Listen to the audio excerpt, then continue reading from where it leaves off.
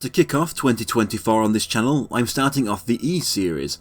The first two Ys games are some of the most re-released RPGs out there, so narrowing down which versions I wanted to cover was difficult. The individual PC-88 releases of the first two games were considered, but in the end I decided to cover at least one retro and one modern version. So for the retro version I have the combined remake of the first two games, Ys Book 1 and 2 for the TurboGrafx CD. This is done through an emulator as there is no legit way to get this version anymore with the shutdown of the Wii Shop channel, and as much as I'd like to buy the physical hardware and software, that is way out of my price range at the moment. This choice will bite me later on. For the modern version we have the most recent, Ys 1 and 2 Chronicles Plus, the Steam update of the PSP update of the PC remake of the first two games. I am very thankful for the existence of this version as, like the Turbo CD version, the physical PSP copies are now ludicrously expensive. As a side note, this was the first game I've ever bought and played on Steam. In 2023.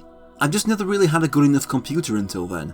I felt like such an old man trying to get this thing that's been around nearly half my life to work and cooperate with OBS. As for my history with the Ys series, I became aware of it when I discovered the YouTuber Happy Console Gamer in early 2010. I thought to myself, I should try these games, and finally did so 10 years later, when I got Ys 8 in 2020.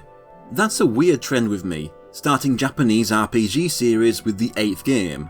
Ys, Final Fantasy, Fire Emblem, Dragon Quest. You could even fudge things to claim Phantasy Star Online 3 as that series' 8th game. It's not an intentional thing, it's just how things turned out. I've also since played Memories of Celceta and Ys 9 too, and have had a sealed copy of Ys Origins that I've been holding off on until I played these first games, as I heard they would help me appreciate it more. As for why I'm not doing individual versions of these games and counting these remakes as a single game each, there are very few individual versions of Ys 1 and Ys 2 out there on the same system, due to a lack of many individual Ys 2 parts. Plus the games were intended to be one, and only split into two games when the developers ran out of either budget or time, I forget the exact details. Counting these as a single game each is due to the fact that Ys Book 1 and 2 is contained on the same CD, and does its best to merge both games into a single experience. Chronicles Plus is based on the PSP remakes which were also both contained on the same UMD, but I do admit that it's a little tougher to justify, as the Steam version has them launch as two separate games with two separate sets of achievements. In this case, it also helps make things neater. I am open to covering any other ports in the future people may want me to look at, as long as they're different enough for me to consider spending the time on. But let's actually start the game. This first video will cover the section of the game containing the first, Ys, Ancient Ys Vanished, Omen, also called the Vanished Omens in some parts. I'll cover a section of the game on the TurboGrafx CD first, and then we'll go over the Chronicles Plus experience. Book 1 and 2 add an opening cutscene before the title screen, explaining the history of the country of Ys. Basically, it's the bestest, most peaceful, most prosperous country out there, and it's better than all the others. It was ruled by 6 powerful, beloved priests, and above them, protected by 2 goddesses. Not that that all helped them at all, because Ys still vanished 700 years ago along with any memory of it. Until now. Starting a new game gets you another cutscene. No narration this time, just letting you enjoy that sweet CD quality music in 1989. We get a series of clips alongside the names of the game's characters. We get a boat, the site of 6 books, our main character Adol Kristin on that boat alongside an emulator glitch, a girl playing a harmonica in the rain, Adol cutting, an army of demons led by a sinister blue blondie, Adol deciding fuck those guys and cutting through them, bloke with a knife, girl with the most watery eyes in the world, fact, man looks slightly bemused at tower. It's pretty ambitious to have a go at your own anime opening on a console this early on. I could see why so many would be impressed by it back in 1989.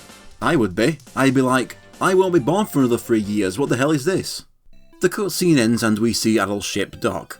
Another emulator gaff is the gameplay part of the screen poking out of the border and ruining the lovely presentation, plus the top of the border repeating at the bottom of the screen. Let's just cover those up. As I step off the ship, I am welcomed to the country Esteria. Before Adol can walk off, this woman shouts over to him. She introduces herself as Sarah, a fortune teller. She tells Adol she's been waiting for him and asks him to follow her to her shop. She takes me there in the town Minia. I follow Sarah inside and she tells me that bad stuff is going to happen to the country and Adol is the only one who can stop it. But he lacks any equipment, so she tells me to go buy a sword, shield and some armour. Then when I can actually defend myself, she'll tell me what she wants me to do. So I look around the town. A little girl tells me she found a silver shield, but a weird guy in a black cape mugged her for it. Apparently Sarah has been talking about the end of the world for a while, but at most, people just find her strange. There's a shrine, and thieves have stolen from it and stored them in their hideout. There's Dr. Klaus, who claims he's in a hurry as his patients are waiting for him, but all he's doing is wandering in circles. I enter the bar, where I have 3 people to talk to. I start with Ormond, the bartender, who tells me that there have been a lot of robberies recently. The bearded man, Garrick, has been hired to hunt down the thieves and offers me a drink. I take the offer and he tells me of the Rhoda tree, which sheds a mystical seed. He says those seeds are the most prized delicacy in Esteria, and he would like to try at least one during his life. Then there's the one-eyed man, Donis, who offers to tell me his story. He lost a very expensive sapphire ring that he bought for his wife. Now he doesn't dare go home and assumes the thieves have taken it. Right around the corner is a guy who tells me that he saw the owner of the trading shop pick up a sapphire ring. I'm told he's a very dodgy guy, but in this case, if he found it on the ground, then it wasn't stolen. Donis is just an idiot who took his wife's expensive jewellery out and dropped it in the street. So I check out this pawn shop, ran by Pim, where I can see he is selling the sapphire ring for 1,000 gold, which is the exact amount I'm starting with. I buy it and return it to Donis, who pays me back 1,500 gold for it. It also grants me the 50 XP I need to reach level 2, before I fought a single enemy. Wandering around town some more, there's another person complaining about a creep in a black cape. One woman tells me that the thieves have their hideout on the edge of Clifton's Cliff, a ridge all the way to the northeast from here. The equipment shops are in the southeast corner of town. Obviously I won't be affording the more powerful longsword or katana just yet, so I settle with the short sword for 500 gold. In the armour shop I buy a set of chain armour for 400 gold. I can't afford a shield yet, so I equip what I have for now. Another civilian says that her father is the mayor of Zeptic village and has been troubled lately. She wants me to check in on him to find out what's wrong. Said village is found by following the gravel road out of this one, as another woman tells me.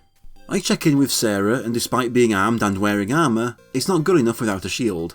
The only place I can earn more money is outside of town, so I leave to the north. Out in the plains my first enemy is a basic Curloid, the blue ones, with the brown oak rots further north. This game uses the bump system, in that to damage enemies I simply have to bump into them. Of course I have to get my aiming right, otherwise I might bump head on with a stronger enemy or have one manage to nip me in the side. Health is restored over time by standing still. There's a bit of jank in that it's easy to get an enemy to stand inside you and lose health quickly, and the 4-way movement is a little limiting, but I still found it enjoyable to steamroll through enemies just by walking into them. I follow the gravel path north and find a bridge going east, but for now I play it safe and hang out here, getting used to the game and slowly building up the gold I need, even reaching level 3 while doing so. I return to the armour shop having built up more than I needed, with 700 gold getting me the small shield. With myself fully equipped I return to Sarah, who asks me if I know of the Books of Ys. She explains about Ys being a lost country, and that its history was recorded across 6 Books of Ys, but the books vanished when Ys did. Her crystal tells me that one Book of Ys is located in the shrine. She asks if I think I can recover it, and when I say yes, she gives me the crystal so that it can help me find my way. Obtaining it grants me another 100 XP, bumping me to level 4. I leave town once again and cross that bridge, meeting the dog-like Rebol enemies, the strongest found in the Asterian plains. There's a big tree here, where I learn how the bump system can mess you up with faster enemies, when 2 Rebol juggle me to near death. After healing up, I keep moving east past that tree and come across a cave entrance. That's not what I was looking for. I get moving a large distance south from the tree until I spot another large one. About halfway between the 2 trees, I move east to find this pond and inspect this spot to see something sparkle in the water. I dive in and come out with a golden vase. I return to Minia and Pim's pawn shop to sell it to him. It was his own lost vase and he offers me 2,000 gold to get it back. It has no other purpose, so I go for it. With 2 grand I can return to the weapon shop and spend it all on a longsword, making sure to equip it. In the northeast corner of the town is the woman who played the harmonica in the opening. She introduces herself as Lair, but to avoid confusion I'll refer to her as her more modern localised name, Rhea, which she will be called in Chronicles Plus. Her most prized possession, her silver harmonica, was stolen and she is pretty miserable over it. That's 2 silver items known to be stolen already. Note I can do about it just yet, so I get following that gravel road out of town again. Crossing the bridge and sticking with it all the way east takes me to Zeptic village, from here on referred to as Zepic village like in Chronicles Plus. Speaking of Chronicles Plus, now is a good time to swap over to that version. We get an entirely new opening for this version. We start on Rhea playing the silver harmonica. We get a few glimpses of the ancient country of Ys, then 2 naked blue-haired women, one of which cries, which gets a load of demons rising from the water. A glimpse of the future villain and the two women are now dressed and staring at the big tower. They pray and get wings, but who cares about that? He has Adol on his boat. It's much smaller than on the Turbo CD, and he's travelling alone. A few shots of places on Asteria, and little Adol on his dad before showing him leaving home to start his adventure. Back to the present, Adol's boat is caught in a storm. One blue-haired woman is jailed, and Rhea stops playing as Adol is shipwrecked as the camera shows off that huge tower once again, but now the top is obscured by clouds. So yeah, we get a new opening section just before Minia in this version. Adol wakes up in a clinic being looked over by Dr. Bluto. Adol checks himself over to find none of his injuries are serious enough to stop him travelling before Bluto has him get more rest, telling him he is at Barbado Port. Then comes in Bluto's son, Slaff. They chat for a bit and the two introduce themselves to Adol, Slaff being the one who found Adol on the beach. Adol shows gratitude the only way a mostly silent protagonist can, through narration telling us he did it. He also explains that he set off from Promolog. That's not where he's from, it's just the last place he visited before journeying to Asteria. Slaff says that Adol is the first person he knows of to make it past the storm wall surrounding Asteria in the sea. That's when the nurse, Ayla, comes in and gives them a telling off for keeping Adol from resting with their endless questions. Slaff gives in but tells Adol he wants to speak with him again once he wakes up. Adol rests and recovers in no time. He's up and out of bed in a few days. Leaving my room, I talk to Bluto and Ayla. They say I'm free to go but recommend I take it easy, figuring a walk around town should do some good. Bluto lets me know that the portside warehouse is where the town's militia is based, which means Slaff should be there. So I leave the clinic and look around. Apart from the graphical upgrade, which is expected considering the years between the versions, the most obvious change to me is how much faster Adol moves in this version, along with having diagonal movement. The game keeps track of every NPC in it, so I have to talk to everyone at least once to gain their entry. Next to the clinic is Old Man George, who puts my health down to Bluto's skill as a doctor. Down the stairs and to the west is Asha, who tells me that monsters started appearing 6 months ago, keeping her from seeing her friends in Minia. North from here is Old Man Pastol, who tells me about the Picards in front of him. They have a series cute mascot, like slimes or moogles. Fran is north of him near the town gate. Thanks to the monsters and the storm wall, she says all they can do is fish for themselves thanks to the loss of trade. The house slightly southwest of her contains Granny Daria, whose son and daughter-in-law live in Minia and want her to join them. But Barbado is her home, so no. Outside the house is Marco, whose job at the harbour has been put on hold. He wanted to try the silver trade next, but a creepy caped man nicking it all has put a stop to that too. Checking the note in the menu lets me see who I have yet to speak to and has a little blurb for every one of them with little bits of lore mentioned nowhere else. I'm not going into all that. South from here I can enter the bar. In here is Karen, who isn't much bothered about the storm wall making her poor, but more about it making her bored. Behind the bar is Gerald with nothing interesting to add. East of the bar is another house. In here we have Cheryl, who doesn't want her dad to move them out of Asteria away from her friends. Her dad is Mason the trader, who's annoyed about the silver trade he works in being ruined and now he just wants to move back home. His wife, Sylvia, says that most of Mason's fellow traders were wiped out by the storm wall when they tried to leave. Another house slightly southeast has 3 more people in it. Torrance worries if Slaff has what it takes to defend the town and wonders if everyone will be better off moving to Minia instead. Danny thinks the storm wall is cool and wants it to stay so that Cheryl can't move away. His mother, Rebecca, doesn't want to move but is considering it for her son's safety. Running west along the harbour takes me to the port house so I can speak with Slaff. He asks Adol what people overseas are saying about Asteria. Adol tells him that he's heard Asteria is cursed, to which Slaff tells him that isn't true, but it's not true either. It makes him realise that help from other countries is unlikely. I have a few things I can ask him about.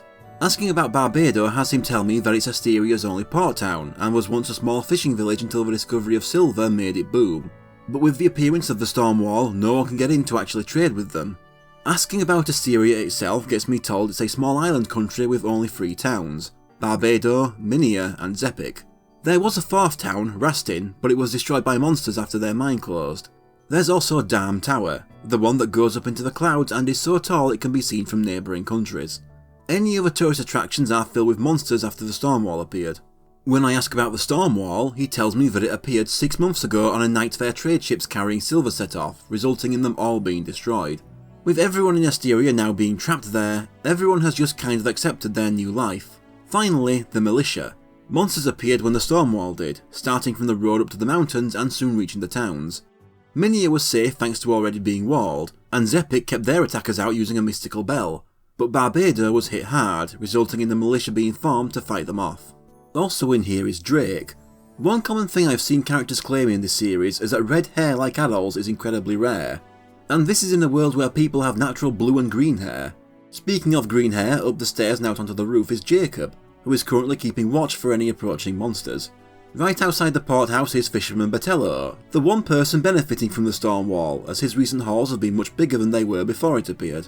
There's a weapon shop west of the bar, but it's closed. Now I have one last NPC to find in this town. It takes a few minutes, but I eventually spot Stephen wandering around the town gate, warning me about Curloids out on the plains. That's everyone in Barbado entered into my notes, so I return to Slaff. Listening to everything he has to say and talking to everyone in town, Slaff thinks Adol may be what Asteria needs and offers him a spot in the militia. Adol wants to travel Asteria and see its state with his own eyes. Slaff is still impressed by Adol and tells him that Minia is to the north. He also gives me a short sword for free. Getting this sword unlocks the Sword Details achievement, but since Steam achievements don't appear in the game's window, OBS doesn't pick them up. I'll show them all obtained once I have them all. This sword is missable, by the way. If you leave Barbado unarmed and then buy a sword in Minia, you can no longer get this one. I can check in on Bludo and Ayla, who tell me to be careful and will offer me free healing if I'm injured, though with that I can leave town in the northwest and enter the Asterian plains. The bump system has been updated since the 80s, and the game explains to me now that it's better to hit the enemies slightly off centre, as running into them straight on, face to face, runs a higher risk of you taking damage as well. This new section to the plains is a winding path north filled with Vocrots and Curloids. It takes me a little bit to get used to the new bump system here, but once I did, it feels so good. The combination of Adol's upgraded speed and the invention of moving diagonally makes it so satisfying when you end up on a roll and just plough through several enemies in a row, seeing them explode into pieces. Of course, the game's soundtrack was redone, as it has in just about all of the game's millions of re-releases. And while I do prefer this version of the soundtrack, the Turbo CD one is pretty great too. Head north enough and I hit the outside of Minia's southern wall, so I run around it west and then north to find the town entrance, but trying to cross the bridge going north has me stopped by Julius. He says it's too dangerous for kids and asks where Adol's parents are until he realises Adol doesn't look that young.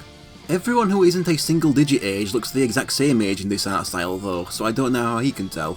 He still warns Adol that it's dangerous ahead and he'd be safer in Minia though. So I head on in and now have to talk to everyone to get their entries. Straight away is Prim, who lets me know that Sarah is looking for me since that meeting with her off the ship was cut. To the east from here is Fana, who tells me of a huge crater past the northern pass known as Bagyu Baded, which is where she believes the thieves are hiding. Raya is in the corner, and the important characters have artwork show up on screen when you talk to them.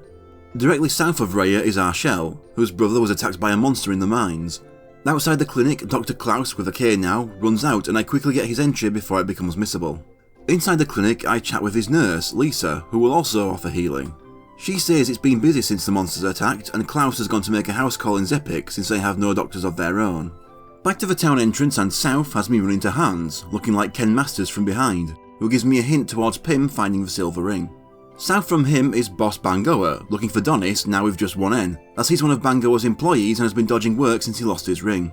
South a little more is Cornell, the guy who told me about Sarah banging on about the world ending. Julius is outside the bar and is the one who tells me about the creepy blue guy. The bar now has more than 3 people inside. First is Ricardo, who's obsessed with Raya, and across from him is Caesar. There's Nikki the dancer. Orman, Garrick and Donis are still their own menu though. The 3 of them have basically the same stuff to say. To the right is Old Man Franz, who also points me towards Sarah.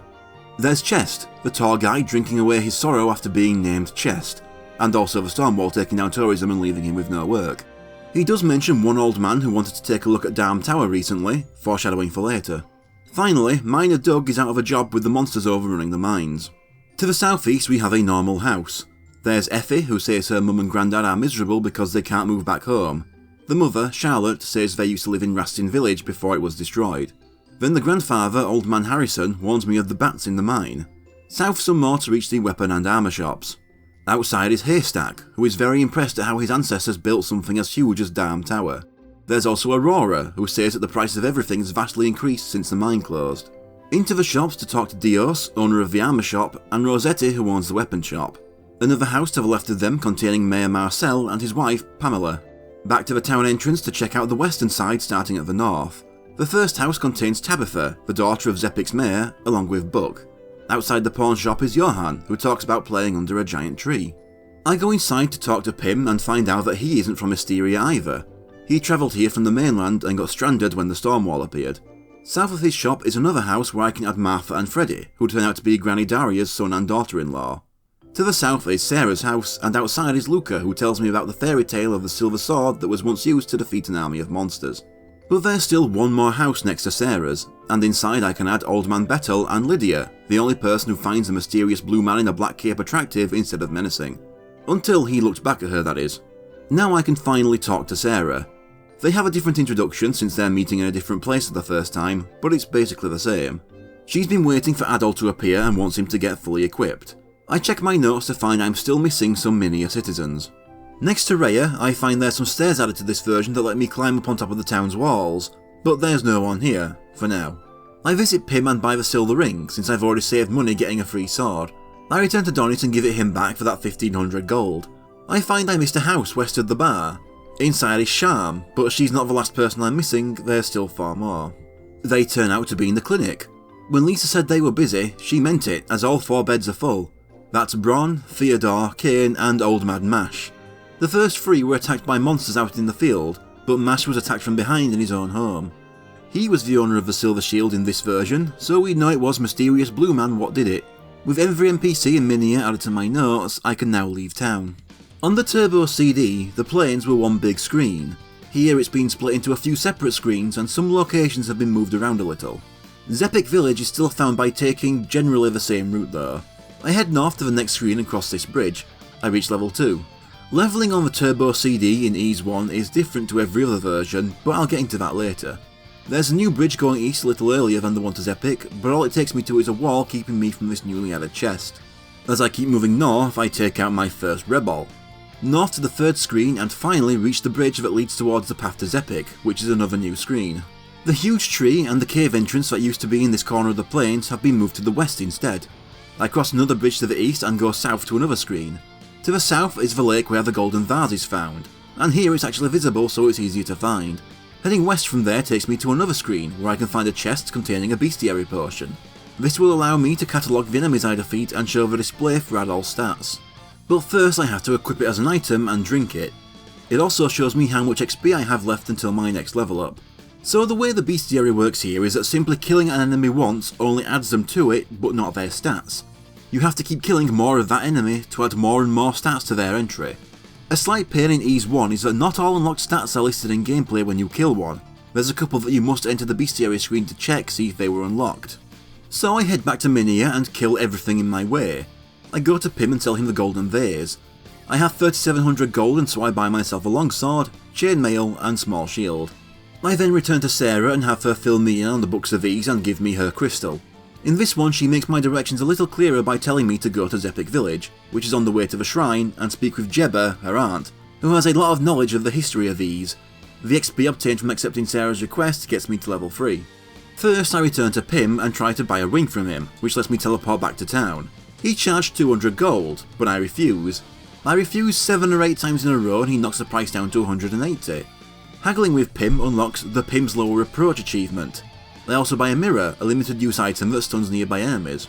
But I didn't buy it for my enemies. I go straight outside and use it on Johan to confuse him, getting the some kind of sorcerer achievement for using a mirror on a civilian. Interestingly enough, using it on Rhea doesn't confuse her, she knows what you've just used. I leave town and get killing enemies, quickly completing the Kerloid's Bestiary entry. The Red Ball is completed next. From the bridge leading to the screen to Zepik Village, I move northwest to find that moved cave entrance and the ruins of Rastin Village. From here I head southwest to find a new screen. As I move west through this screen I complete the Okrot's entry. Just one new enemy left in this area. At the western edge of the screen I go through this narrow path south to another screen. Here is the last enemy, Wild Picards. It feels wrong making the cute mascot explode into bloody chunks and several smaller Picards, but it's for the 100%. This screen is very maze-like and after a few minutes of aimless wandering, I've killed enough to complete their entry too. With that I cross the bridge towards Zepik Village. From that first bridge I have to move northeast to find it, as the village has been moved slightly further north in this version.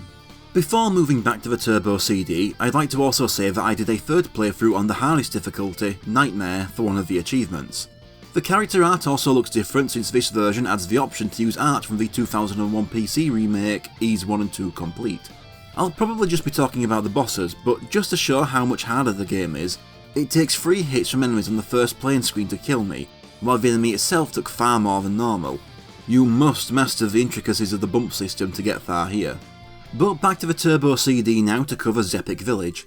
To compare how much more I had to do, I'm just under 20 minutes in on the Turbo CD, while in Chronicles it took me over an hour to reach Zepik. The first person I talk to is hearing voices out in the plains. Another talks of a strange room in the mine with statues of the 2 goddesses. That won't be relevant for a long time. The first house moving east from the entrance belongs to the mayor. He wants to ask me a favour, but first I have to tell him that I can keep a secret. The villager's precious silver bell has been stolen. I agree to get it back and he tells me the thief's hideout is in the mountains. He also begs me not to tell anyone else that the bell is gone. An old man tells me that the hideout is also right next to Dam Tower. He believes that's why the tower was installed with a one-way entrance that lets you in, but not out, in case they decide to steal from it. Another old man says that despite them not being well liked, they are very knowledgeable, so I could always check in on them if I need any advice. And despite the mayor trying to keep it a secret, one old dude already knows the silver bell has been stolen. How did you find out? This town is mostly old men. Another one says he's seen the suspicious blue guy carrying the silver shield off towards the shrine. There's a house in the southeast corner belonging to Sarah's Aunt Jebba, or Jeva in this version. She recognises Sarah's crystal and knowing that I'm after the Books of Ease, gives me the shrine key so I can get inside. To the north of Jebba's house is the exit to the mountain path. It starts off with just a narrow, straightforward path mostly going north. The only enemy on this screen is a new one, the Unugun. They appear just as the shrine comes into view, with there being a path off to the west and east. I hang about killing Unuguns until I reach level 5. I then enter the shrine. And I'm already going back to Chronicles Plus, as they added some new stuff to do between Zepik and the shrine. One notable thing is that on the Turbo CD, Zepik shared the same town music with Minia, but here it has its own theme. There's a new house directly north of the entrance. Inside is Linda, Granny Edda, who tells me that there are 2 giant trees out there in case I didn't discover them before, which on this version I haven't yet. And there's also Mark, who gushes about the pier, hinting at an optional scene a little later. Outside the house is Granny Lucia, who is aware of the problems that come with this village being mostly elderly. But thanks to that silver bell, monsters don't attack. Further east is Elbert, the man who saw our mystery man with the silver shield, and there's Old Man Corvo next to him. He was the old man who told me about the thieves' smarts, but here he also gives me their leader's name, Gorban, and says that he is actually a great man who saved his life when Corvo was under attack. To the south is another house, and outside is Old Man Cronin, the one who saw the statues of the goddesses in the mine. But here he adds that one day, one of the statues just disappeared. There's Clive, who says that a guy named Luther has disappeared yet again and left his wife worried. From his neighbour's disappearance, all he takes from it is that he wishes he had an attractive girlfriend who would worry about him. Right in front of the house I find Palmer, who is finding the mayor's recent attitude suspicious, muttering about bribing the thieves with everything he owns. To the east by the pier, I talk to Demi, who says that Jebba once told her that all of Esteria was once ruled by 2 goddesses. Old Man Pablo is asleep at the end of the pier. West of the house I last mentioned is Granny Tobe, who is the one to tell me about the thieves' hideout. In this version she says the hideout was built there specifically to block the entrance to Dam Tower. I finally enter this house to find it's where the mayor's house was moved in this version. Here, Mayor Robles only finds me trustworthy because I tell him I know Dr. Bludo. The conversation is just about the same. There's another house south of the mayor's and inside is Iris, Luther's wife. She thinks he sleepwalked off somewhere, as that's a regular occurrence. Of course this means his house is empty. Next is Jebba's house just right of the mayor's so she can give me the shrine key. She makes it more clear in this version that one of the Books of Ease should be in there in the lower levels. She tells me that Sarah's crystal should be able to help get to those levels. North of Jebba's house is Granny Sawyer, who says the shrine is haunted. Around the back of the mayor's house is Old Man Lahan, who talks about the goddesses once saving the country from some cataclysm. That is everyone I can talk to in Zepik, but before moving on to the mountain path, there's a missable side quest relating to the missing Luther. I travel all the way back to Barbado, reaching level 4 just as I make it back. Luther is found in Dr. Bludo's clinic, where they're offering the town's militia to escort him back to Zepik. But Luther declines, saying he can make it back alone. As we continue to listen, it is confirmed that Luther has a chronic sleepwalking disorder. As he leaves and passes me, a portrait appears and gives away that Luther will be important, also revealing his surname, Gemma. Luther Gemma is a character I will meet later on in the Turbo CD version. This added side quest just lets us meet him earlier than we normally would. I talk to Bludo and he says that Luther sleepwalks all the way here often. You may think that will be the end of this little quest, but no. I return to the northwestern screen of the plains with the Picards in the maze to find that Luther Gemma is not just a chronic sleepwalker, he also has no sense of direction. If this was a regular occurrence, you'd think he'd know his way home by now. Adol says that Luther's wife is worried about him, and I learn that the sleepwalking is actually a recent condition. It started, like most problems in Asteria, 6 months ago when the storm wall appeared. Saving Luther unlocks the achievement That Wacky Minstrel, and we warp him home to Iris. She thought Luther was definitely dead this time, and when Luther tells her that Adol saved him, she asks how she can repay him. But then Luther interrupts, saying they have business to attend to and they walk off inside. Oi! Your apology sex can wait, where's my reward? Oh, you done already? It's been seconds. Luther wonders if there's a deeper meaning to his sleepwalking and tells me that in his dreams he can hear a young girl's voice calling to him. Maybe the real reason his wife is so worried is because he's constantly sneaking off in the night to pursue his dreams of a younger woman. Iris is considering tying him down to his bed. Too much information? And where's my reward? For a minor bit of foreshadowing, Luther is listed in the character notes at the very end, separately from the other citizens of Zepik Village. With that distraction dealt with, I head off north into the mountain path. I hang around outside the shrine taking out Unaguns to complete their bestiary entry. The western side path leads nowhere in both versions, by the way. Going east of the shrine takes me to another screen. Still just Unaguns appear as I cross the bridge and reach the Thieves' Den. I completely forgot to do this on the Turbo CD and just went straight into the shrine. By the entrance is the quiet Morgan the Thief. Lugan the Thief in the back also won't talk to me, so I talk to the boss in the middle. Gorban mocks the idea that I might have come here to take them down myself. When I choose to negotiate for the Silver Bell, he has no idea what I'm talking about. They don't have it.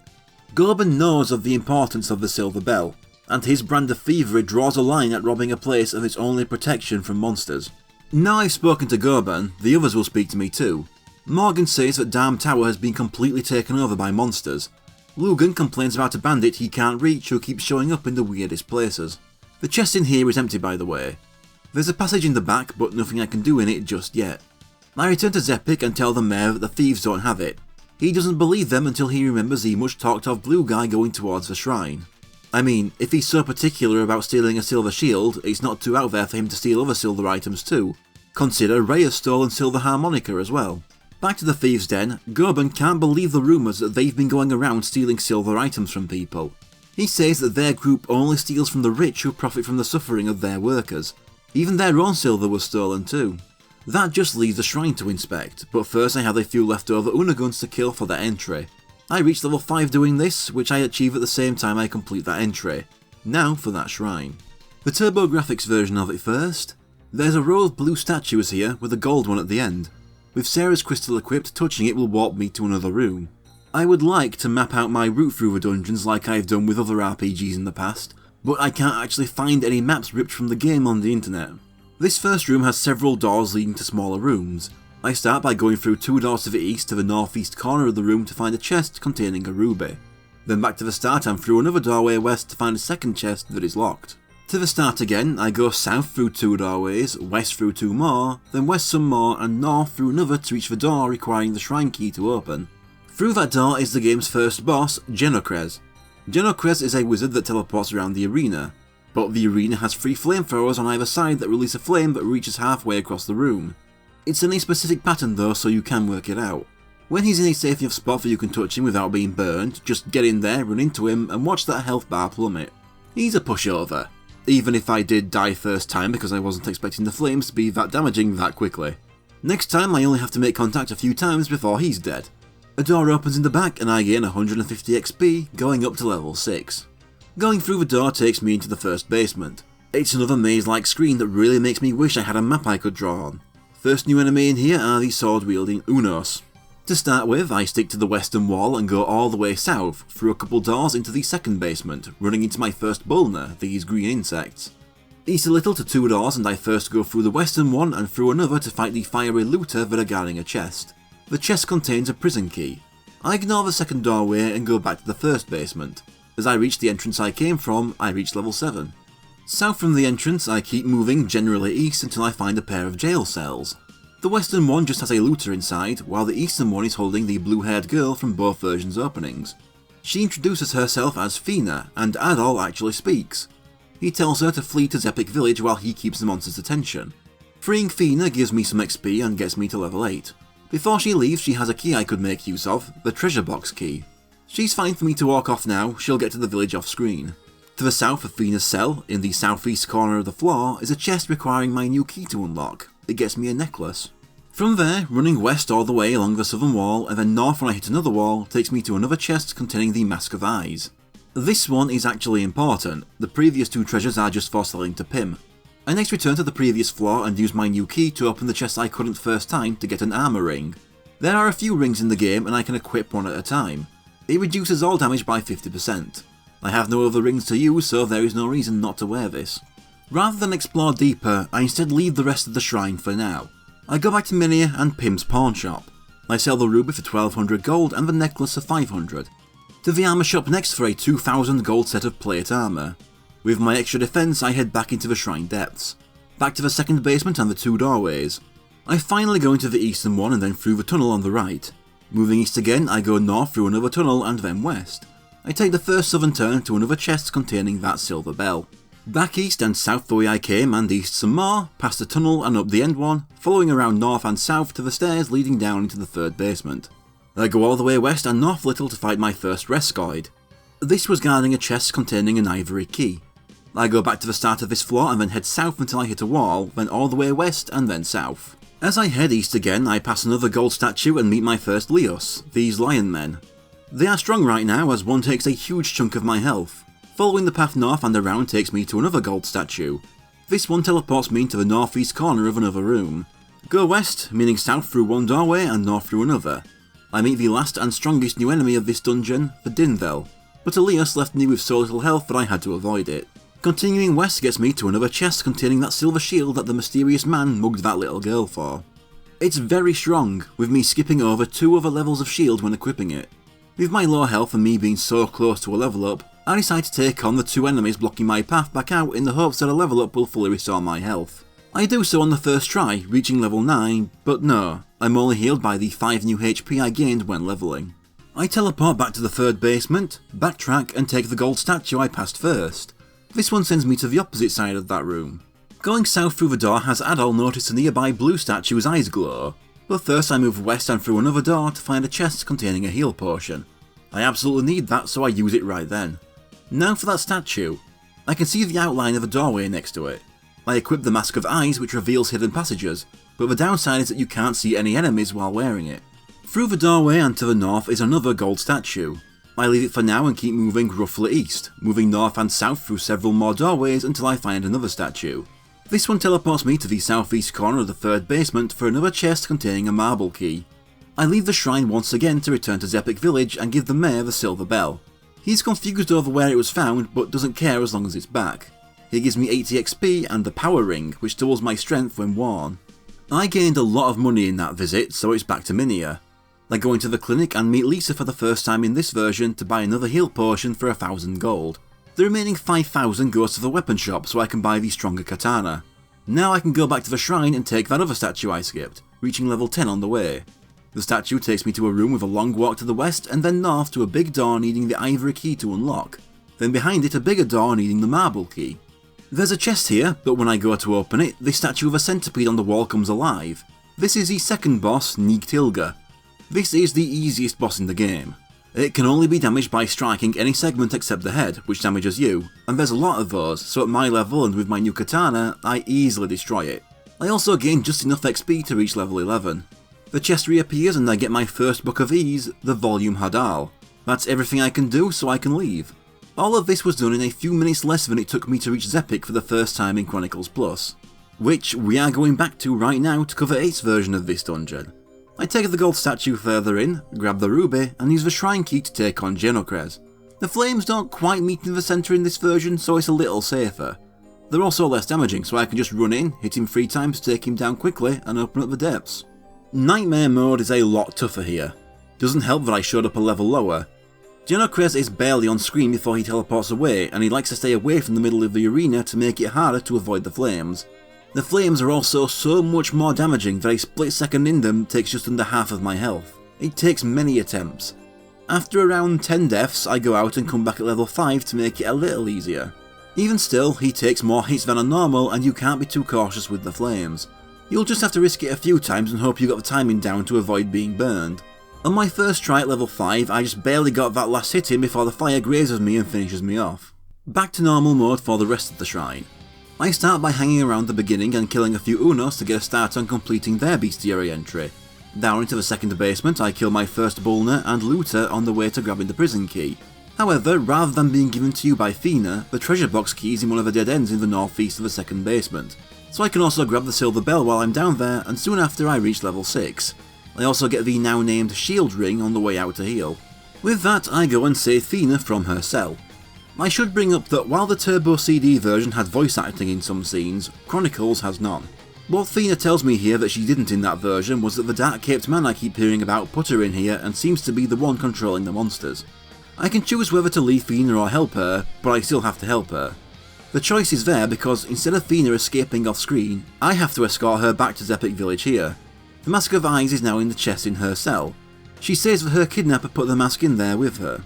So yeah, I have to get Fina out of here and to the village alive. She's level 1 with 17 HP and dog shit stats. But before I help her out, I have to mess around with her a bit for some achievements. First I have to level her up, which is a fun concept when contact with most enemies will just kill her dead. But that's what the mirror's for. If Fina walks into a paralysed enemy, she will damage them. The hard part is getting the positioning down and the timing so that they don't start moving right before she touches them.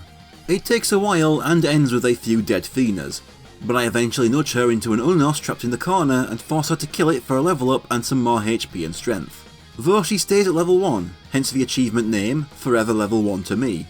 We're not done with her in here yet though. There's this one narrow corner in the northeast of the first basement. If I get Fina in front of Adol and push her all the way up it, then put the Mask of Eyes on, Fina will comment on the dead end and Adol being scarily close to her with that mask on. Fina's measurements are now listed next to her level and I get 2 achievements at once. Hey baby, what's your width? It's for getting the measurements. Doing so while wearing the Mask of Eyes gets me I can't see you, but I can feel you, for getting them in the creepiest way possible.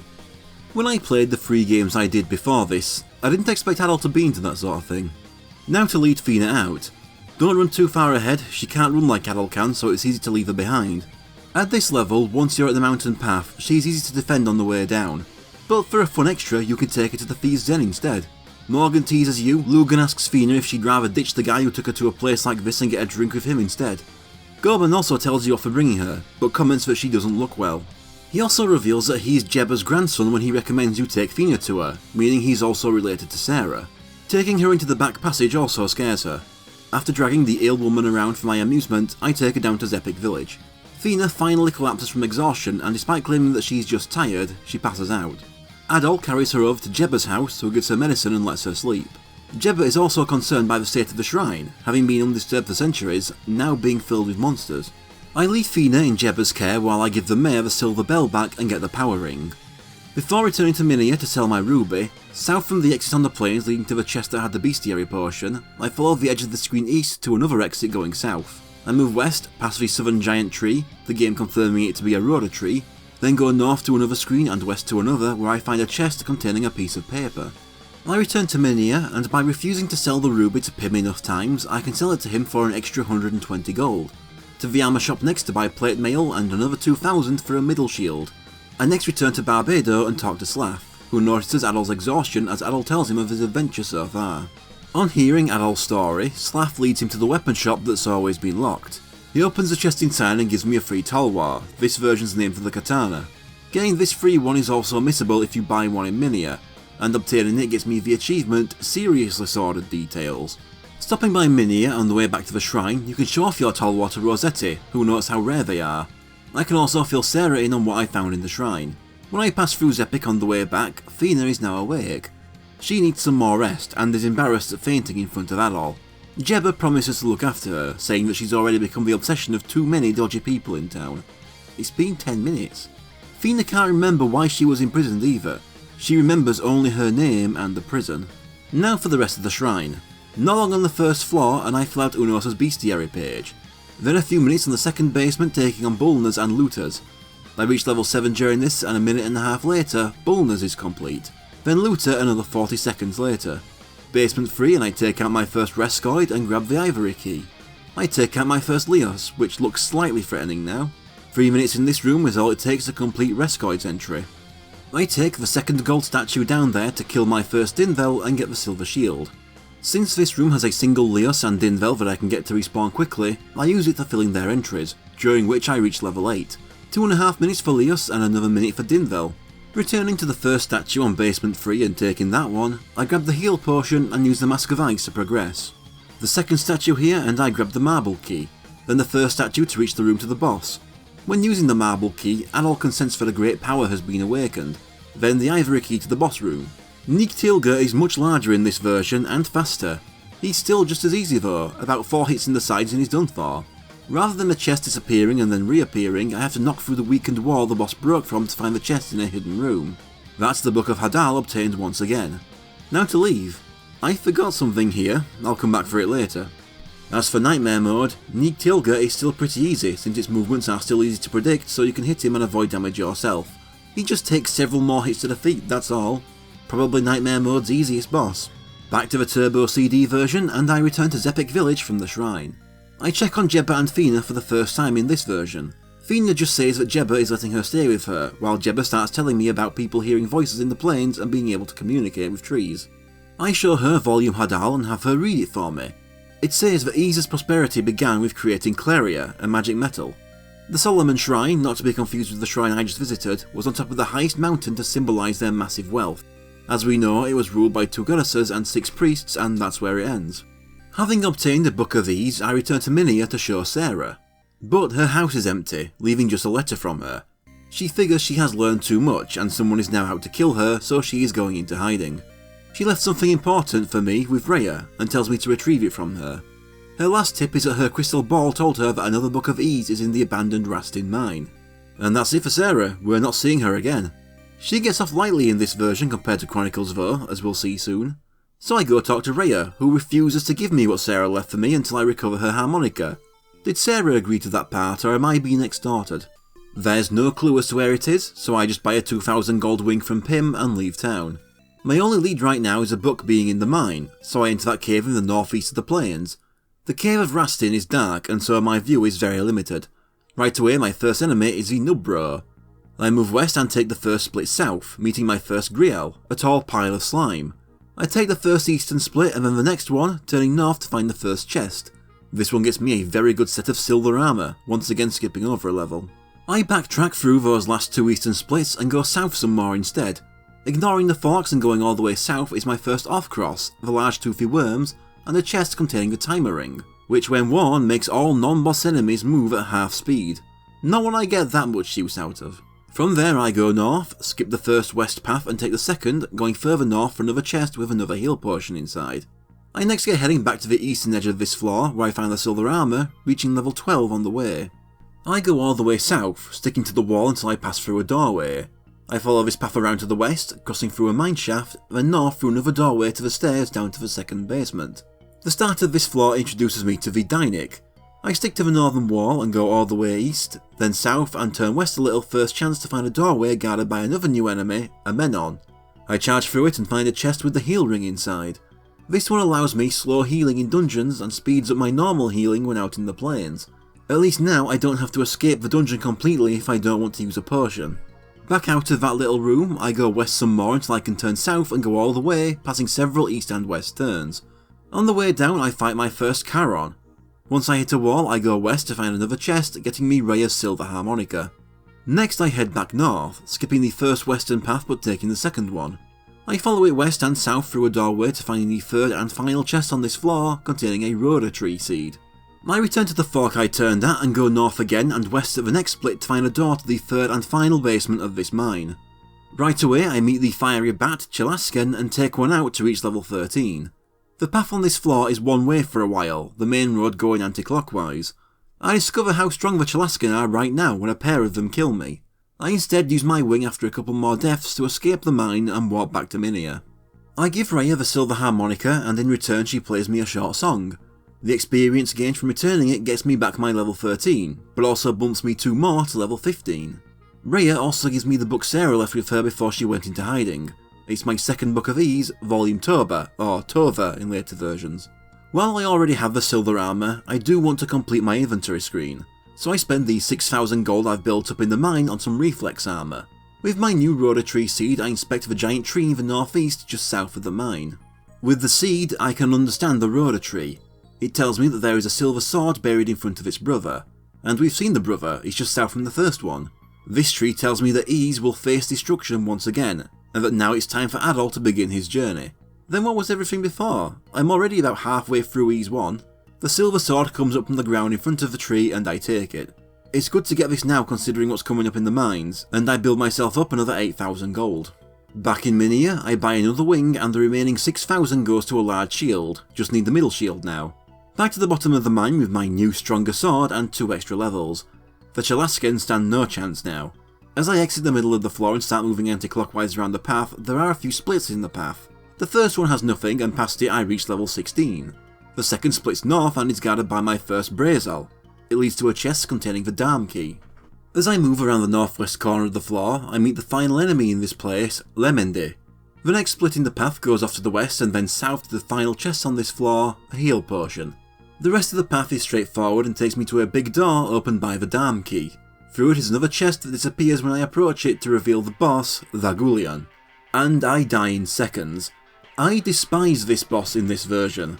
Fighting Thargulion on the Turbo CD was by far the least enjoyable experience I had across both versions of both games. Thargulion will split into several bats that move along the screen, each dealing massive damage on contact individually. Then when he reforms, you have a split second to hit him before he splits apart again, and you must hit him in the perfect spot that the game does not tell you or you're taking more damage at the same time. Not to mention the range of his bats and how easily you can get pinned in a corner surrounded by them. After 50 minutes straight of 10 to 20 second long attempts, I decide to run around the bottom floor until I reach level 17. Still doesn't work. I finally found a guide that gave me a good enough strategy to fight him with, as just watching playthroughs on YouTube wasn't doing it. So after an hour of trying total, I finally got my win. I have to try and lure Thargulion into a corner when he's a load of bats so he'll reform. Then I have to hit him in one of the corners of his sprite, basically his shins or shoulders, but the shins feel safer. You want him in a corner when he splits apart as that gives them less distance to cover so you can get out of their range easier. Even then the strategy isn't perfect as he can split across a larger area anyway, but the strategy does work despite how close it gets. I gained 500 XP from his death, bumping me 2 levels to level 19. The chest reappears and I gain Volume Dabi, my third book of Ys. There is another door in here leading to an empty room. One civilian did say there was once a pair of goddess statues down here, but they look to be missing. I can't be asked to walk out, so I use my wing. Back to Chronicles now, where I've just returned to Zepik from the shrine. Jebba will tell me to take the Volume Hadal to Sarah without giving me the chance to read it. Returning to Minia and Sarah's house sees Old Man Franz waiting for me instead of a letter. In this version of the game, currently the canon version, Sarah never got to go into hiding. Whoever thought she knew too much managed to reach her and she was murdered. Rather than leaving the volume over to Rhea, Franz has it instead. Franz says that with her last breath, she said that Adol needed to look in Rastin Mine. Visiting Rossetti, I can learn that he can't sell you a Tolwar right away as his shipment was destroyed, but pestering him and talking to him about it will eventually make them available for purchase. Of course, I already have one so I don't need it, but I still wanted to get this done. I have 19 grand right now, so I finish off the armour shop sets with reflex armour and a 6,000 gold large shield. Before I head on to Rastin Mine, I can tell Jebba that her niece is dead. It seems both of them had an inkling that was going to happen. I can get some extra detail here and learn that Sarah and Jebba are descended from one of Ys's 6 priests, Priest Tova, which is what Jebba believes granted Sarah her fortune-telling powers. Now I can have Jebba read the books. Volume Hadal has a new Easter egg, mentioning that the demons that attacked Ys also destroyed the country Celseta, the setting of the Ys 4 games. All Volume Tova says is that the 2 goddesses of Ys represent order and freedom.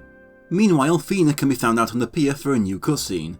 She's still thankful to Adol for being free, and still can't remember anything other than her name. That's about it. I can also visit Gorbin and tell him that his cousin is dead too, why not? That just leaves travelling to the northwest of the plains to enter Rastin Mine. I take out my first Nubro and Griel on my way to grab the silver armour and the heal potion. Right after that I take out my first off-cross too, just before getting the timer ring. With the first floor's treasures found, I decide to fill out bestiary entries of its free enemies. A minute into this task I reach level 9. It takes 6 minutes to complete Griel and off-cross, with Nubro just missing its HP, which I fill in on the way out to heal. Down to the next floor, my first Dynick and Charon are right next to each other. I also take out my first Menon. I find the Rhoda Tree Seed and hit level 10 just as I find the Silver Harmonica. Level 10 is actually the level cap in just about every version of Ys 1. Only the Turbo CD version has a higher cap, as it's the only one to keep your level going into Ys 2. It is a bit strange to have a level cap that you're likely to reach before you even get to the final dungeon. I also grab the heal ring before I get to work on this floor's enemy entries. 2 minutes to finish off Dionyk's entry, 2 more for Menon, and another minute to kill enough Charon. Once again I leave before taking on the bottom floor. You can offer Garrick the Rhoda Tree Seed to eat, but he's content with just seeing one, worried he'll develop a taste for such a rare food. In this version, simply owning the seed isn't enough to speak to the Rhoda Tree, you have to eat it this time, as Jebba will tell you if you speak with her now. I go to give Rhea back the Silver Harmonica, but now she's up on top of Minia's walls. Rhea playing the harmonica is a slightly more elaborate cutscene in this version, along with showing a shot of the Rhoda Tree to hint to what you should do next. I can also give her the piece of paper I found in the plains. It's a poem Rhea wrote a while ago. Once I leave, Rhea will recite that poem while staring at the Dharm Tower.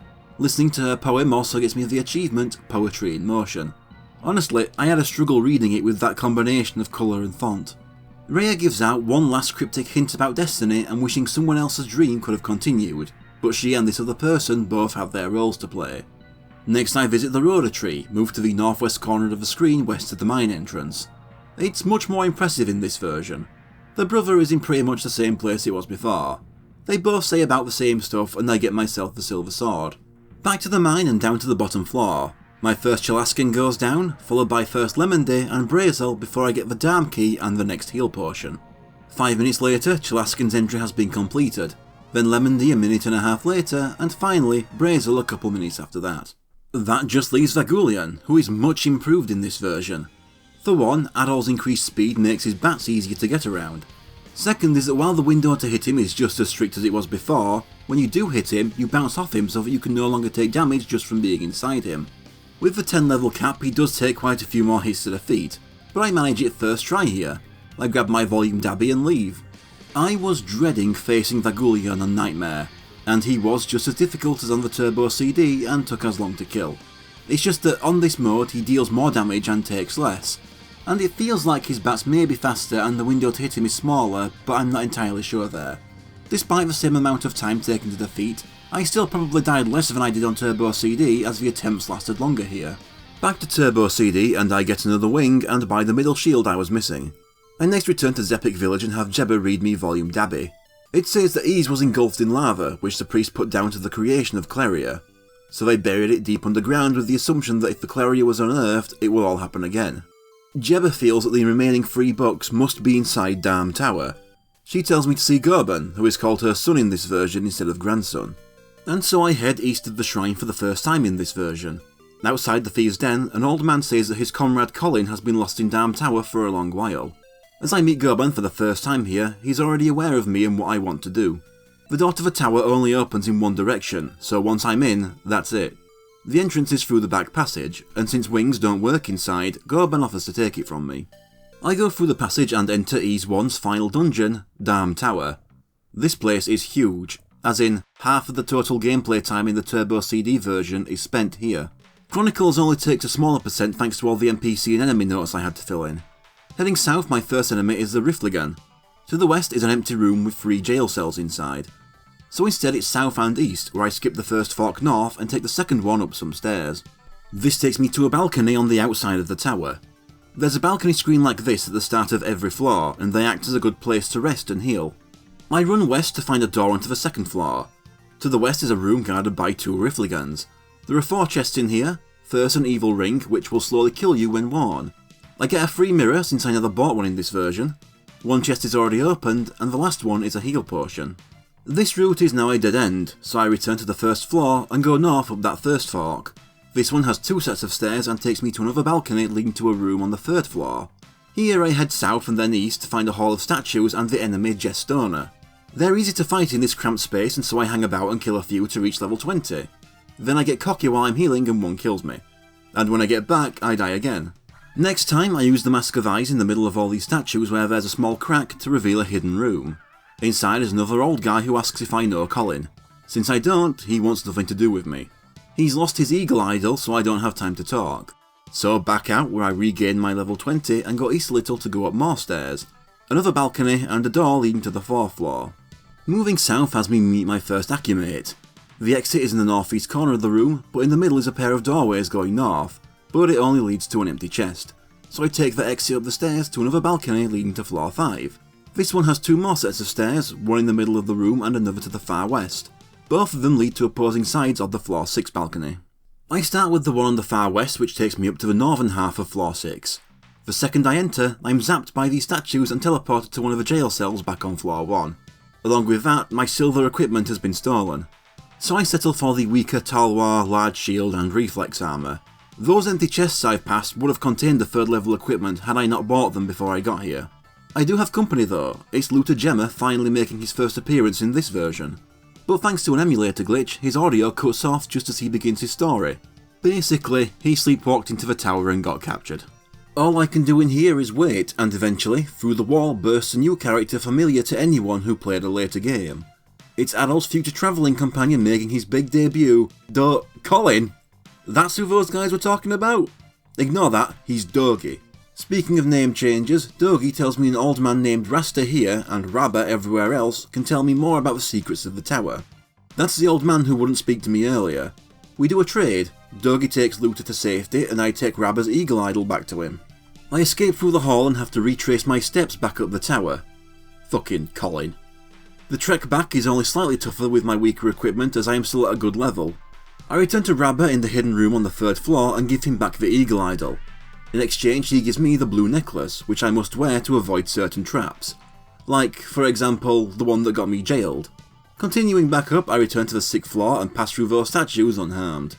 Nothing else to the floor, a straightforward path to the stairs to the floor 7 balcony. With floor 7, the stairs to the next one are right next to where I enter, but there's a lot more of the floor to explore. To the west of the stairs to floor 8 is Dogi once again. He's been talking to Jebba, who told him to tell me that there's a brooch in this tower that allows me to use mirrors, actual mirrors, not the item, for more than just seeing my reflection. I go south, east a tiny bit, and up through a doorway. I follow this path northeast to find a chest guarded by another new enemy, Genoids. They're pretty strong and the first one kills me. Next time I just barely bump myself past it and rush to the chest to regain my silver sword. I try it out on one of them and drop dead again. I die next time trying to fight them again, so next time I decide to just leave them and sneak off to heal. The rest of the floor is a dead end, so I head up to the floor 8 balcony next. On floor 8 I once again have the stairs to the next floor right next to me. Instead I go south, follow the path all the way west, and then north to find a big door. Behind it is the first boss of Darm Tower, Pictimos. He moves around the back wall of the room and throws his pincers at me, strong enough to take me down in a few hits. So I leave him for now and go up the stairs to floor 9. There are 2 doorways below me and I take the western one, going south, west and then north to find a room guarded by a Genoid in the middle of the floor. Behind him is the chest containing my stolen silver shield. However, it activates the 4 statues around me, Normus, who wipe me out. Next time I heal before opening that chest and hold down so that I run right out of their path. I put that shield back on and take some out while I'm escaping, reaching level 21. Normus give good XP, so I stay here and keep killing them to reach level 22. I next return to floor 8 to take on Pictimos again, but only hit once before still getting killed. It takes several attempts to defeat him, so he sounds pretty hard, right? I even go back to floor 9 to level myself to 23 and then level 24 on the Normus, but it still doesn't work. The solution turns out to be to just stick to the walls and run along them in a circle. As long as I keep moving, the projectiles can't hit me and I just pass through Pictimos. This turns a potential roadblock into a pushover. Defeating Pictimos bumps me 2 levels to level 26. The door in the back opens to reveal 2 chests, Volume Mesa, the 4th book of these, and a hammer. Back to floor 9 I go south of the silver shield room to find a doorway that takes me to the other end of this room, which is where the stairs to floor 10 are. But this is a long dungeon, so let's break it up by covering that section in Chronicles. I check its version of Volume Dabby with Jebba, but it has nothing new. Also, Jebba calls Goban her son here too, but Goban called her his grandmother when I took Fina to him. So what's going on there? Talking to Fina one more time has her tell Adol that she'll be waiting for his return. I check my inventory and finally notice I forgot to grab the necklace, so I do a quick detour to the shrine to grab it and sell it to Pim. I can also return to Barbado and tell Slaff I'm heading off to Darm Tower. He's all, yeah, I suppose you can do it. Though he does do the, come back alive or I'll kill you, like he's important to me. Looking him up, I don't think Slaff ever appears in the series again. That's just about everything I can do, so I return to the Thieves' Den and talk to Goban. Now he's also changed his mind and decided Jebba is his mother. He gives a bit more backstory in that when the storm wall appeared and Darm Tower was filled with monsters, the thieves tried to deal with it but suffered huge casualties. Instead of an old man outside asking about Dogi, here he's Goban's right-hand man who got trapped inside with Goban not knowing if he's still alive. This time Goban escorts me to the door, where he tells Adol he should be fine for a day and that he'll open the one-way door at sunrise to let him out. This is where he takes my wing off me. He gives no reason on the Turbo CD, but here he clarifies that Darm Tower has a magic barrier around it that will make the wing crush Adol to death in the walls if he uses it. I haven't spoken too much of the game's soundtrack, because it would be an endless repetition of, I like this, but I really like the theme of Darm Tower. You're in here for a long time uninterrupted, and they came up with a track that's just catchy enough that I never got bored of it. I kill my first rifle again and head to floor 2. A neat change is that the camera on the Turbo CD faces towards the balcony walls, while in Chronicles it's the other way around so we can see over the balconies. On floor 2 I get the heal potion, mirror and the evil ring. This room is a good one for grinding Rifligans, so in about a minute I've already completed their entry. Floor 3 next for my first Gestona. While grinding their entry, I hit the gold cap at 99,999, getting me the gold is the new silver achievement. Not long after, the Gestona's entry is complete. By the floor 4 balcony, where before I could only see forests, the view is now much wider, so now I can see plains and lakes too. Floors 4 and 5 have nothing interesting, but southern floor 6 is where the Acumates show up. A couple minutes spent dealing with those until their entry is completed. Now for northern floor 6 to activate that trap, get arrested and have my silver confiscated. And since I've already met Looter Gemma, he remembers me and is ashamed to admit he sleepwalked here. But that's overtaken by his shock at me coming here by choice. He gives me a hint towards Rabba's hidden location on floor 3 too. Then I wait for Dogi to break in, let me out and give me the idol. Rabba can wait. First I run all the way back to floor 6 and trigger the trap again. I get put inside another cell and have to wait for Dogi to break me out again. Equipping the idol makes me invisible, so when Dogi breaks in to free me again, he's confused.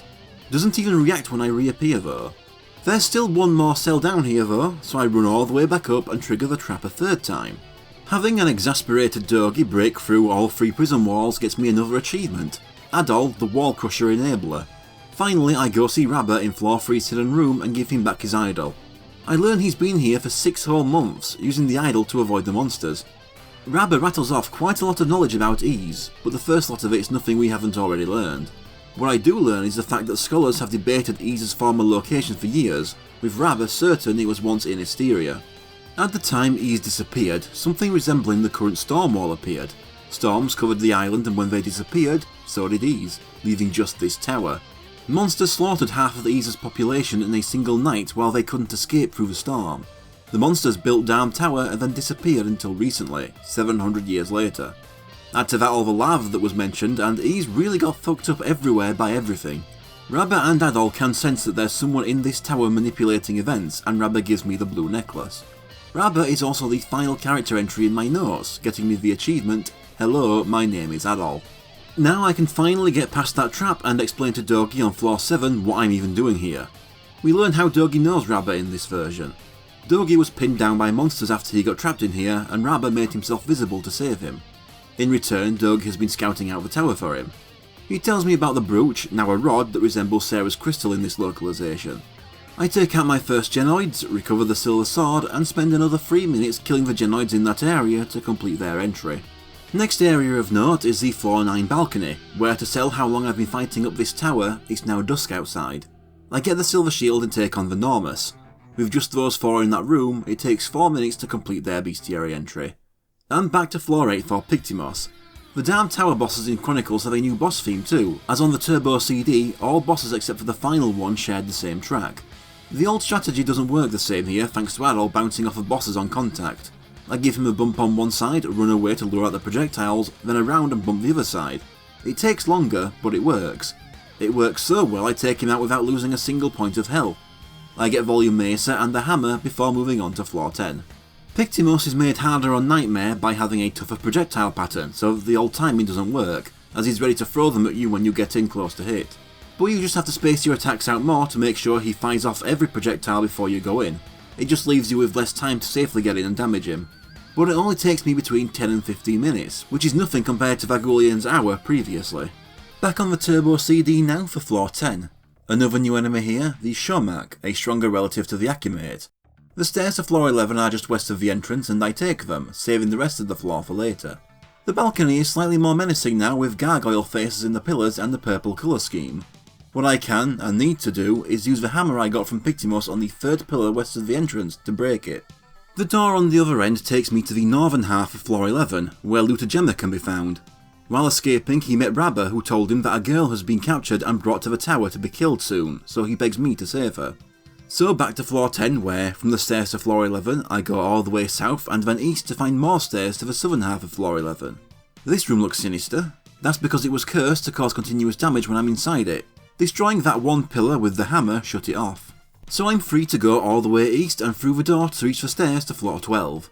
Here I go south and then west, then south and west again to go north and reach the stairs to floor 13. No enemies here. Now we reach the mirror rooms. Floor 13 is huge. To the east is an injured Rabba, who tells me that the girl has been taken to Rado's annex at the end of a long catwalk at the back of floor 16. He tells me a strong black magic protects it, and so I need to wear an evil repellent to get inside. Can't do anything else on this floor yet, so I go up the stairs to floor 14, which are right next to where I entered from. Floor 14 is a short path south, east and north to another big door hiding a boss. Here we have Konsklad, a big rock with a gem in the middle shooting smaller rocks at me. I die first time, but see that I dealt huge damage only walking through it twice. Next time I stay inside it and get even closer to killing it, but still die first. Third try I just sort of run in circles around it while trying to avoid the rocks, and this time it dies first. Another 2 levels gained to level 28. The chests I gained from it contain the Brooch/Rod and Volume Gemma, confirming Looter as one of the priest's descendants. That's 5 of 6 books of these obtained. Back to floor 13, and with the Brooch equipped I can touch a mirror and warp to a different mirror. Floor 13 is actually a huge teleporter maze. I take the only one available to me to start with and get ambushed by a Vilvan that almost annihilates me. I move south through a couple doorways and when given a choice I go through the western one. There's a mirror here that warps me to 2 more. The western one puts me in the northeast corner of the floor. South through 2 doorways, west all the way, and south to another mirror, and I end up at the beginning. That second mirror I used, I needed to ignore it and continue south and use the mirror there instead. Ignore the one it dropped me in front of and take the one southwest of it. Another new enemy here is the incredibly fast and strong Wilewearer, one of which kills me. And they don't even give me good XP.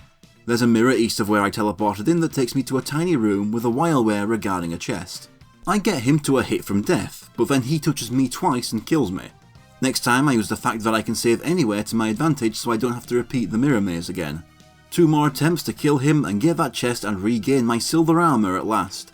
The mirror here warps me back to the start, but to continue up the tower I need to go back into that maze.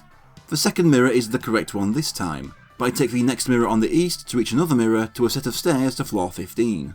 After going south a little, I can continue south or go north. I continue south and go southwest to find a chest containing a battle shield.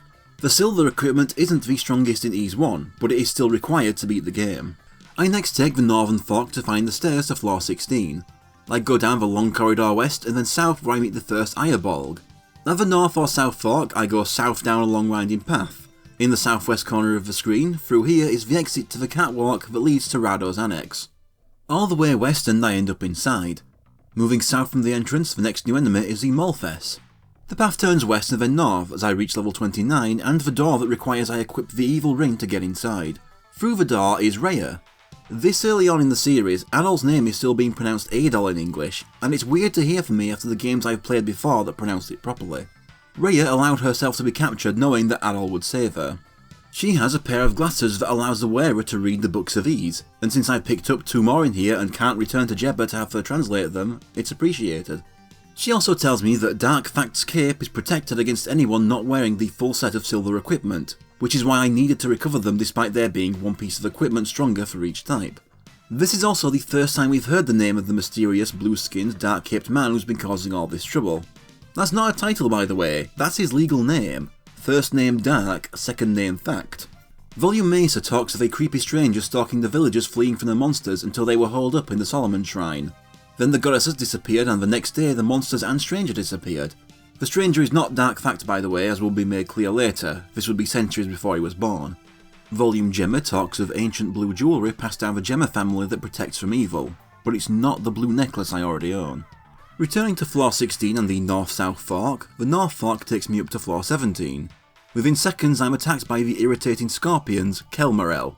They come rushing up the one tile wide corridor, so you can't avoid them. That includes from both sides when you get deep enough too. Somehow I managed to phase through one at 1 HP and get ahead. At the bottom I turn west and take a north fork halfway to a chest with a heal potion inside. That heal allows me to run the rest of the way to the stairs up to floor 18. I start in the centre north of this floor, taking out my first Selnarg, all the way south and at the fork, east and all the way north to the stairs to floor 19. This one is simple, all the way south, east a little and north through 2 doorways. This puts me into contact with my first group of Crayolos and to the strongest armour in these one, the battle armour. I return to floor 18 and go all the way west at the fork and north up some stairs that skip me ahead to floor 20. This is another simple south, east, north to the stairs room. But as I approach the wall in the south, it breaks open and spawns some very fast, very strong Twarth. The first ones I fight get me to level 30. I go through the hole and take out more of them to reach a chest with the strongest sword of these one, the Flame Sword. That's all equipment obtained for this section.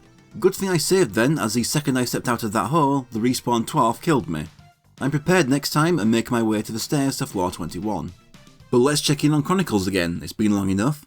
Floor 10 and I get taken on the Shomak. They're placed in a way that it takes just over 2 minutes to get all their stats registered. On floor 11, here's a quick look at it before destroying the pillar, the cursed room even having its own music. If you just take the damage and run through to this door, I can find Rabba, who has been imprisoned here by monsters. They destroyed his idol so he can no longer turn invisible too. He tells me that this part of floor 11 is the Devil's Corridor. The music actually exists within the events of the game too. Rabba says it sounds like a pipe organ and gives you a hint towards the pillar you need to break. To the northern floor 11, I break the pillar on the balcony where I can also get a view of Minia from here. The northern floor 11 has a trail of blood lead me to Luta. He was hiding with Rabba when the monsters found him and injured his leg escaping from them. He says it isn't as bad as it looks though. The part about the kidnapped Rhea is the same though. Through the uncursed Devil's Corridor and Rabba has moved too. Since I broke the pillar first on the Turbo CD, I missed him being there at all my first time through. Floor 12 has nothing, but when I reach floor 13 I get to see that they added a new song to the game for the mirror mazes. As much as I like Darm Tower's theme, it's nice to break it up, and I really enjoyed something more soothing after the fighting it took to get here. Rabba's face is bleeding to convey his injury better. Without his idol, he got beaten up on the way here, which is impressive considering there are no enemies between the Devil's Corridor and here. Maybe he killed them all. On to floor 14 next to take on Consklad, who is much bigger than before, but I'd say it's easier as I beat it first try. Adol isn't pushed back on impact like the previous Chronicles bosses and can attack inside it, and since it's bigger it's a larger space to run around in and give me more time to avoid the rocks it shoots. I get the rod and volume gemma before returning to floor 13. At this point I've been in Darm Tower so long that it's become night. Consklad is harder on Nightmare, but only to the point it took about 5 tries, less than every other Darm Tower boss. There isn't really any special strategy, you just take more and deal less damage, so you have to be more mindful of its rock throwing pattern. Back in floor 13's mirror maze, I defeat my first Vilvan and Wilewearer on the path to regaining my silver armour. Enemies are spaced apart more here, so it takes a little longer to complete their bestiary entries. Well, Wilewearer takes 3 minutes total, but Vilvan takes me a massive 5 minutes. Hitting floor 15 gets another new track playing to signal that we're getting close to the end. It definitely gets you pumped, but I think I prefer the tower's other 2 themes over it. I get the battle shield and take on the swarm of Irebolg that followed me to it. Just under 3 minutes later, its entry is complete. Rado's Annex is next. The bridge there now has a very nice background showing the 2 moons, and inside the annex I get taken on the Molfes. The stairs leading to the door requiring the evil ring have been changed to have this isometric view. It's one screen that you're barely on, but since it's the only one in the game like it always stuck in my head even months after playing the game. The door even has a big monster head to make it more menacing. But for whatever reason, I forgot how to unlock the door and just went about slaughtering the Molfes while I tried to remember. About 3 minutes later its entry is filled in, and so is my dumbass memory as I remember the evil ring and open Rhea's cell. Except for the fact I forgot to also wear the blue necklace and drop dead as soon as I left the menu. Rhea says the same stuff she did before, but now with added clarity. The books of Ys are powerful enough that if Dark Fact ever gets them all, he has the power to conquer Esteria and probably the world. She gives me the monocle, what the glasses are called in this version. Volume Mesa adds that its writers decided to abandon Ys for a safer home. Volume Gemma had words added by taking the Dark Stranger part from the original Volume Mesa and putting it there instead. There's a mandatory bit of backtracking you have to do here that I won't discover on the Turbo CD until later. but since I've already experienced it by my Chronicles playthrough, I do it now. I run all the way down to the northern floor 11 to talk with Luta, who talks about being terrified for Rhea's well-being despite not knowing her. Then he notices I own the Book of Gemma. It was passed down through his family, but Luta lost it as a child. He says that his father once told him that the one who holds all 6 Books of Ys will gain the power to bring peace to Asteria. Luta decides to grant Adol his family's other sacred heirloom, the Blue Amulet, what the Book of Gemma was actually hinting at. Luta's leg is worse than he thought, so he's just going to stay here and wait. Floor 17 and I take on the Kelmarels, which thanks to the rebound when you hit them, are far more annoying to get past in Chronicles. I get the heal potion and a couple minutes later, the Kelmarel entry is complete. Just in time for me to start work on the Selnags of floor 18, the Kriolos of floor 19 and get their battle armour. Only I forget to equip the blue necklace and wonder why the chest keeps warping me down a few tiles until I remember and get it. 2 minutes later, the Kriolos entry is complete, and another 2 minutes later, so is the Selnag entry. Floor 20 next and the Dwarfs are very tough. This time I need the Flame Sword first to do any decent damage to them. Even then, they're still tougher than anything else so far. That defense stat means they take 10 minutes to fill out the entry on, longer than any other enemy. Then we're on to floor 21. But back to the TurboGrafx CD for the last stretch. Floor 21 is another mirror maze that introduces me to the enemy Eucreus. The mirror to the east of the entrance only warps me slightly south of the entrance. Of the 2 doorways to the south, I take the eastern one and follow the path all the way around and north to another mirror. On the way I meet the Boardish, the final enemy in Ys 1. The mirror warps me to a room with 2 more where a Boardish runs up and kills me before I can react. Next time I'm ready for it, and I take the western mirror, then follow that path around to the centre of the room, reaching level 31 on the way. There's a big door here and a good spot in the corner to heal in. Through the door to another mirror that warps me to floor 22. When I try to go through the next door, another boss appears. It's a pair of floating Oni heads, Yoglex and Omulgun. Each head has 4 projectiles spinning around themselves that cause damage on contact. The heads also move and then swap places whenever they take damage, and since their projectiles rotate in opposite directions, it's easy to run right into one after the swap. So I don't last long. I give it quite a few attempts, but it's the same story every time. I get 1 or 2 hits in, but I'm destroyed. After about 10 minutes of back-to-back deaths, I decide to try leveling. Outside the big door, I get myself to level 32 and try again, but I only last slightly longer. So I level myself to 33, now past the halfway point to the level cap. What doesn't help is that you can clearly run right through one of the heads, but they can just not take any damage like they should. But my next try is the successful one. All you can do is be careful, try to run through their shield, and don't go too fast so you can change course after they stop and avoid the shield again on the way out. It's still tough, and that collision issue I mentioned makes it harder than it should have been, but it's still not Vagulian hard or anything. But it does get easier near the end as their projectiles start disappearing one by one as they get lower health, making the last few hits no problem.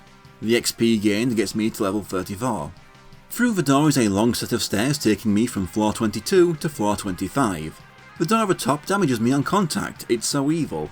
It's here where I discover I need to backtrack to loot a Gemma for that blue amulet. And since I'm finding this out now, it's a long trek back to floor 11. He says the same stuff he says in Chronicles, just in less words, and gives me the blue amulet. Now for the long trek all the way back up. On the way through floor 20 again, I reach level 35. I've also hit the gold cap on this version, 65,535. I hang around on floor 20 a bit longer and get myself to level 36 just to be on the safe side. Back at that door to floor 25, I equip the blue amulet and all my silver equipment, which is required for this next fight.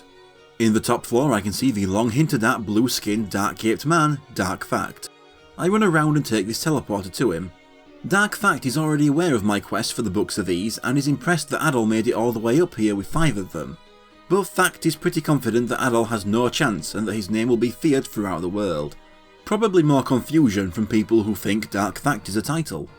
He brags that I can't even harm him without the silver equipment. Well, good thing I had them.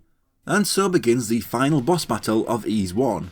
Fact flies around this small arena summoning down fireballs that split into 8 more fireballs when they land. Hitting Fact will have him target the floor tile you made contact on and delete it. So you're constantly losing space to move around while he is free to float where he pleases.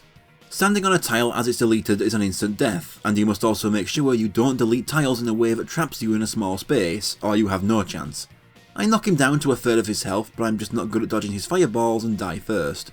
Then, on my second attempt, I suddenly become amazing and bring him down to a third of his health without being hit once. Then I take 2 big fireballs to the face together and lose 2/3 of mine in a second. He ends up ahead in the damage race, but with just 4 HP left, not enough to survive another hit, I manage it. Dark Fact is killed the second the electric guitars come in on his boss theme. Inside his cloak is the final book of Ys, Volume Fact, meaning that Dark Fact was also a descendant of one of these 6 priests. Volume Fact finally reveals to us Ys's fate. After the attack stopped, the priest thought it best to raise Ys from the ground, far above the clouds to keep it out of harm's reach, but with the hope of returning to the surface someday. That's why the Bagyu Baded crater exists north of Zepik village. It was where the landmass that made up Ys once was.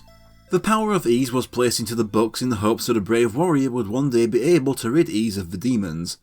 Having read all 6 books, a light engulfs Adol and he disappears. And that's where we're leaving it here. In the Turbo CD version, the game then immediately continues into the start of Ys 2, but that's for next video. The rest of this video will cover the finishing of the Chronicles version. There are no treasures left to collect now, so all I do with floor 21 is take on the Euchrius and Bordish. 4 minutes after entering this room, the Euchrius entry is completed. Then 20 seconds later, with the addition of the Bordish HP stat, all non-boss entries have been added, unlocking the achievement Monster Masher. That just leaves those last 2 bosses, starting with Yoglex and Omulgun. This boss is both easier and harder in different ways, but on the whole I'd say this version is easier. What's harder is that the shield projectiles are larger, which combined with Adol's speed here and the diagonal movement actually made it harder for me to get to one of the heads unharmed.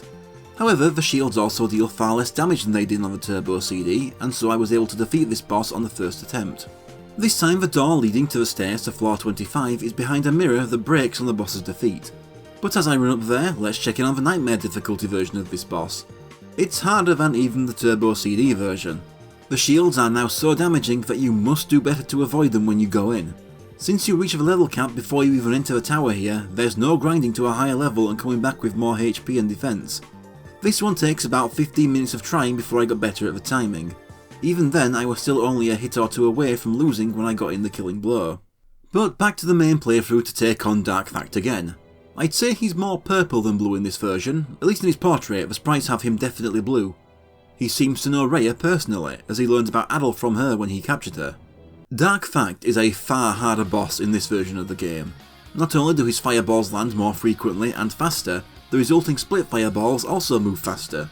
Even the amount of floor he destroys when he's hit is larger than on the Turbo CD. He's definitely the hardest boss in Chronicles, including all of the Ys 2 bosses. I just cannot avoid the millions of fireballs on screen at once and regularly trap myself in small corners just trying to hit him, leaving the fight unwinnable. It takes me a total of 15 minutes to defeat him in this version. I try my best to hit him around the edges of the arena to avoid leaving small spaces I can be trapped in. My thought process is to just ignore the fireballs and get him killed first instead of wasting time running into one fireball while trying to avoid another. Sometimes you get a moment where you hit him a few tiles in a row at once and that feels great. But in the end I still feel like my eventual victory came down to luck more than skill. I even trapped myself in a corner but was safe because Fact himself was a hit from death. Defeating Dark Fact and clearing the game on any difficulty unlocks the achievement De Facto. In this version I have to manually inspect his cloak to find Volume Fact. It's been rewritten to remove the mention of Ys being lifted into the sky, just that it was sealed away and that its power was left in the books. The books surround Adol and teleport him away. I get a small ending cutscene showing a text scroll over Dam Tower. It goes into Adol's thoughts at the top of the tower after realising that Asteria has been saved but before he disappeared. He gains a vision of the 2 goddesses from the books and finds that they look familiar to him. He can see Jebba's house from there and wonders if Fina's memory returned, deciding that the first thing he would do on his return is tell her everything he'd seen. That's when Adol disappears as the camera pans to show us a floating island hidden in the clouds. I get the credits and then an ending screen saying that Adol's journey will continue in Ys 2. I don't actually have much to say about Nightmare Dark Fact other than he's hard as hell. It took me half an hour, with most attempts ranging from 20 to 30 seconds. It's not awful hard like Turbo CD Vagulion, but probably the hardest boss that's not badly designed. I never figured out a strategy for this one. My solution was to just keep throwing myself at the boss fight until luck was in my favour and I took out his health first. Completion of the game on Nightmare difficulty gets me the Into the Sky achievement.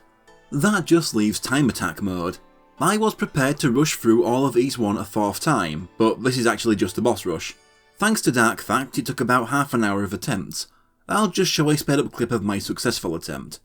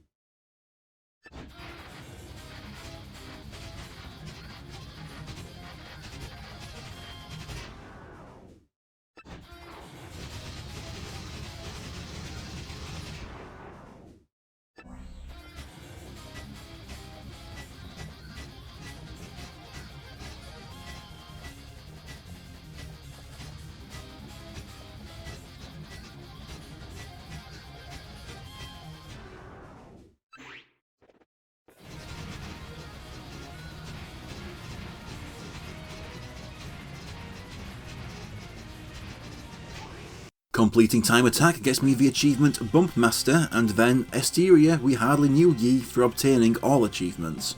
With that, the Ys 1 half of both games is completed. I honestly thought this video would be shorter, about half the length it turned out, since Ys 1 is such a short game. I'll give my thoughts on the whole package when I cover the end of Ys 2, but both versions of Ys 1 I played were a lot of fun. It's only 3 dungeons, and the Rastin Mine isn't the most memorable out there, but the shrine was enjoyable and there was a real satisfaction with Darm Tower. Just this huge endurance fighting your way up this tower that's so long it takes up half the game. Plus the little twists that make you do the odd backtracking and juggling the NPCs there, which thanks to your movement speed doesn't feel too much of a time waster at all. I can safely say that between the 4 big Japanese RPG series from the 80s that I've had exposure to, Ys, Final Fantasy, Dragon Quest and Phantasy Star, Ys has my favourite first game of the lot. So there's a slight spoiler if I ever get around to Final Fantasy 1. Although some would probably compare it more to the first Legend of Zelda, in which case I vastly prefer Ys 1 to that too. But of course we're not done yet. Adol vanished at the end and we still have a lot of unanswered questions about the country of Ys, which will be answered in the next episode when we start the section on Ys 2.